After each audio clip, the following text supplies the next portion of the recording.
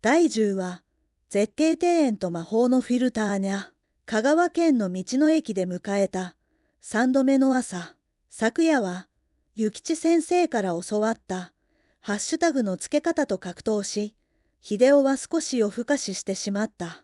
スマホの画面とにらめっこしながら、悪戦苦闘した成果が、今朝の報告で試される。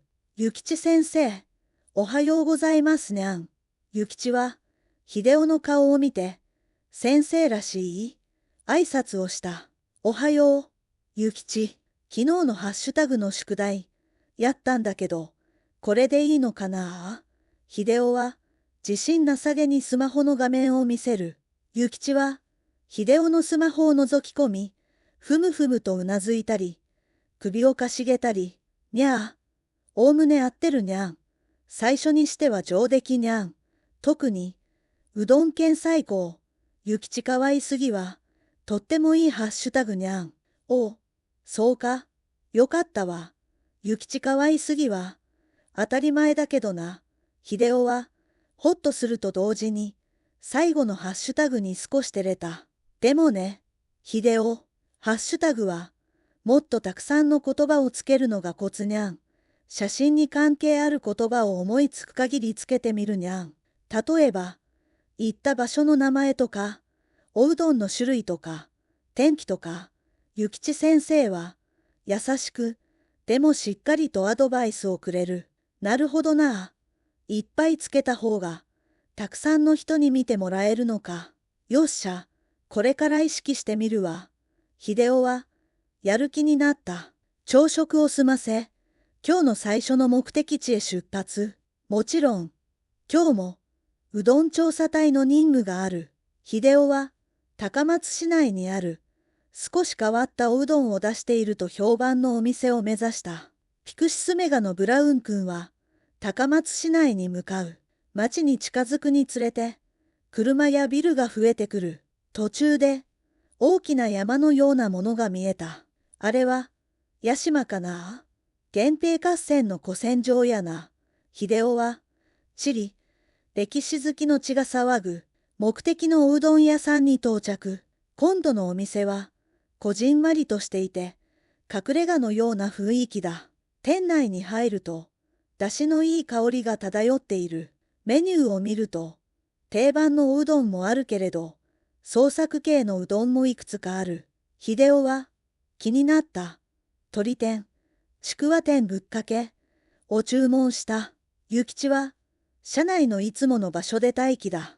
運ばれてきたおうどんは、器も盛り付けもきれいで、まるでカフェのメニューみたいだ。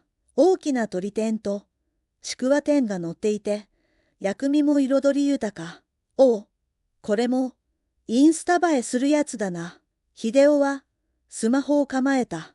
諭吉先生に教わった。光を意識して、窓際で撮る。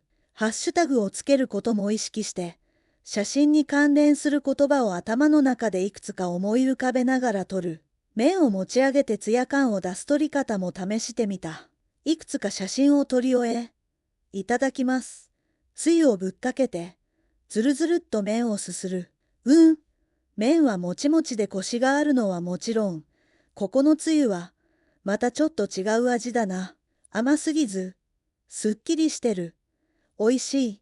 揚げたての鶏天は、外はカリッと、中はジューシーで、おうどんによく合う。ちくわ天も安定のおいしさだ。3軒目のうどん調査も、大成功。香川うどんは、お店によって個性があって、本当に奥が深い。お腹いっぱいになり、次に向かったのは、高松市内にある、栗林公園だ。江戸時代の代表的な大名庭園の一つで、ミシュランの観光ガイドでも高い評価を得ているらしい。広い駐車場にブラウン君を止め、諭吉を抱っこ紐に入れて、庭園へと向かう。入園ゲートをくぐると、そこは別世界だった。手入れの行き届いた松の木からは、すがすがしい木の香りが漂う。きらめく美しい池には鯉が優雅に泳ぎ、遠くには借景となっている紫雲山がそびえる。すべてが絵になる景色だ。うわあ、きれいにゃん。諭吉は、目を丸くして周りを見回している。すごい景色だな。こんな立派な庭園があるのか。秀夫も感動した。庭園内をゆっくりと散策する。小舟が優雅に進んでいく。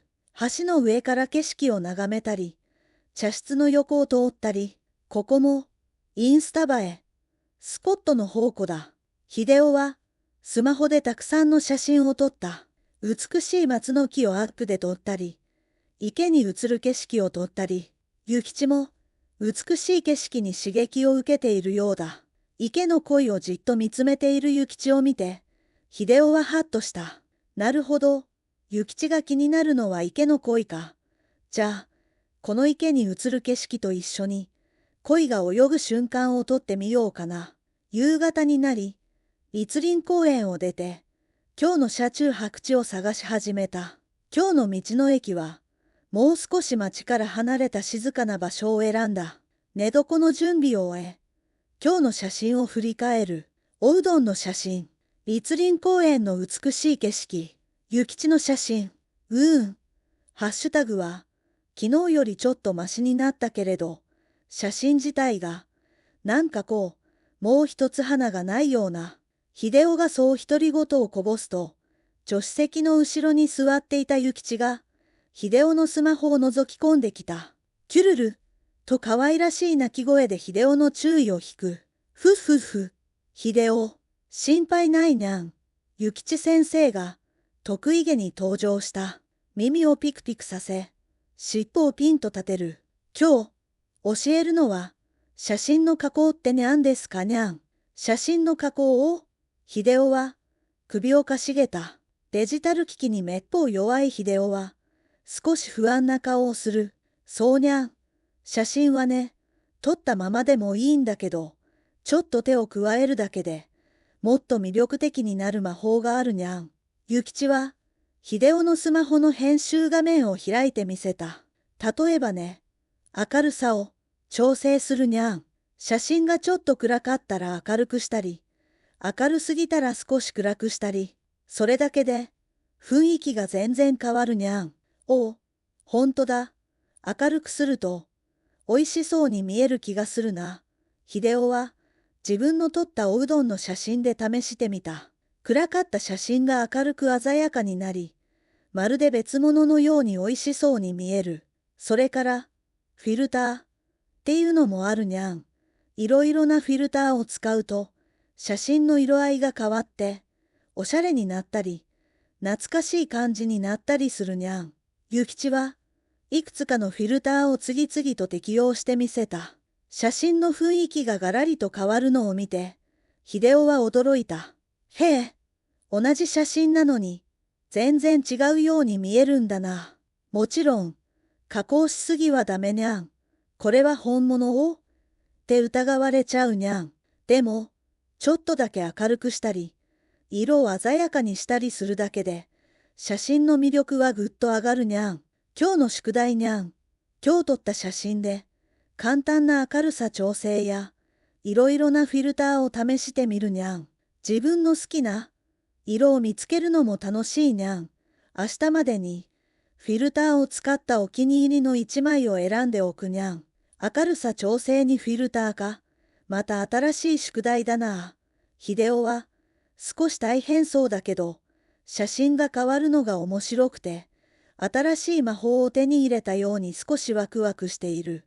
こうして、秀夫と諭吉の旅は、美味しいもの探しと美しい景色探訪に加え、インスタ映えする写真の撮り方、加工方法を学ぶ、デジタル時代の旅になっていく。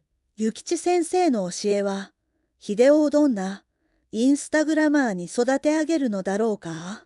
香川県の道の駅で迎える4度目の夜は、スマホの編集画面とにらめっこする秀夫と、それを横で見守る諭吉先生の姿があった。